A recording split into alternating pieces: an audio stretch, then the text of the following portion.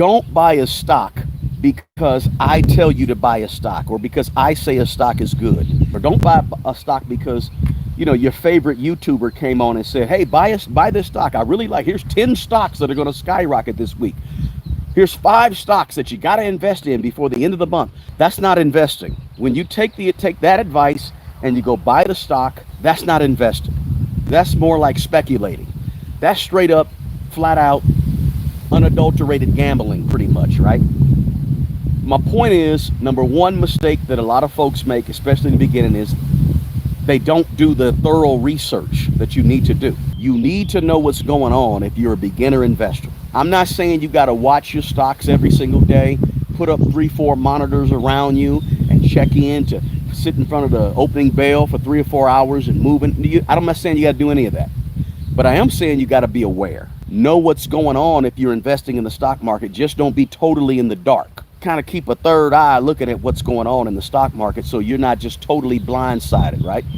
If something big happens and you 30% healthcare in your allocation of your stocks or your ETFs, index funds, you're 30% healthcare, and all of a sudden healthcare goes tanks. Stop taking advice from YouTubers and then blaming YouTubers when they go wrong. YouTubers ain't no authority on stocks. You can have a person that's been investing in stocks, not investing. You could have a stock broker who's been a broker for 20, 30, 40 years. They make mistakes too, right? But it's not the YouTuber's job to give you the right stocks. This is your this is your money. It's your money. You got to do your own due diligence. Don't rely on Smart Money Bro, or you fill that name in who you want to fill it in, right? I'm not gonna get it right all. I don't even suggest stocks for that one reason, because I don't want people saying, oh, you told me to go buy this stock and so you were wrong and you lost me $40,000. Look, I don't even recommend it. But if I did recommend stocks, don't just take my word for it. I'm not sitting in the offices at Nvidia. I'm not sitting in the offices at Broadcom and knowing what's going on with all these different companies, right? The research that I do is the same research available to you. So your investing is your responsibility. Don't be a lazy investor. What is a lazy investor? Oh, I saw that on Kramer. Let me go buy 25,000 shares. No, that's not it. Don't do that. That's all I'm saying. Number one is don't do that. Do your own research. You got to figure out your own mission, your own goals, your own core values when it comes to investing. What do you believe about businesses?